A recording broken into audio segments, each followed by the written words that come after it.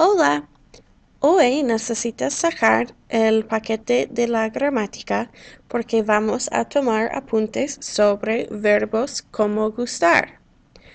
You're going to be taking notes on the very first page, front and back of your grammar packet. So, hopefully we remember the verb gustar from Spanish 1 as well as reviewing it at the beginning of the year this year. The main thing that we learned about the verb gustar is that there are two parts. There's the indirect object pronoun, the mete, le, nos, or les, and then there's either gusta or gustan. It's important to remember when you should use gusta and when you should use gustan. You should use gusta when you're talking about liking a singular object or when you are talking about liking a verb, like when you like to do an activity. For instance, I like to sleep. You should use gustan when you're talking about liking plural objects.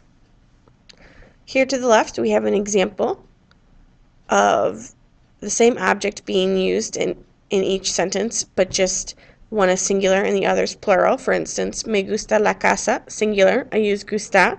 Me gustan las casas, casas is plural, so I used gustan.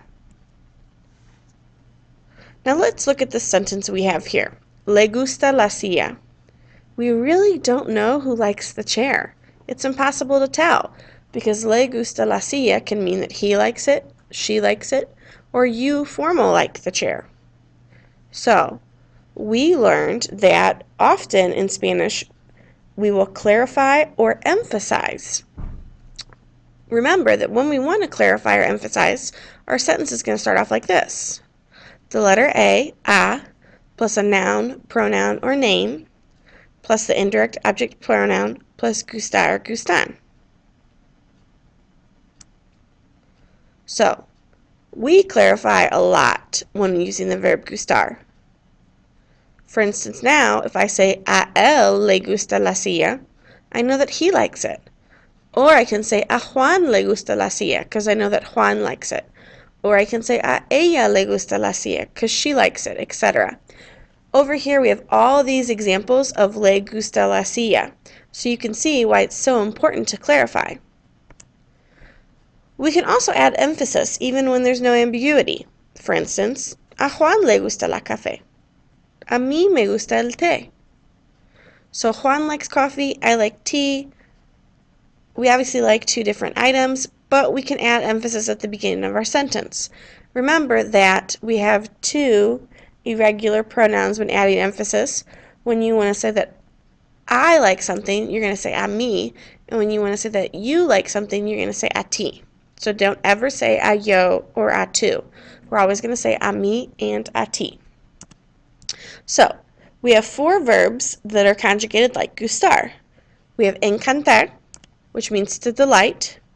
We're going to use encanta or encantan for the purposes in our class. So for instance, a Marta le encantan las pulseras.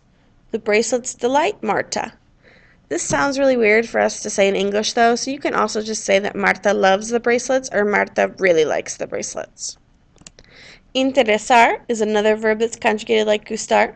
We're going to be using only interesa or interesan. To cognate.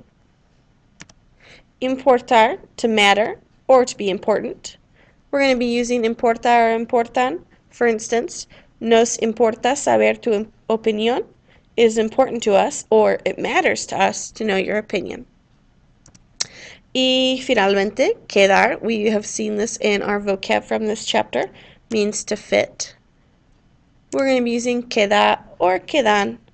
For instance, no te quedan bien esos zapatos. Those shoes don't fit you well. Since shoes is plural, we used quedan. Hopefully this was mostly just a review and pretty straightforward for you. Don't forget to take your Google quiz now, since you have finished taking notes.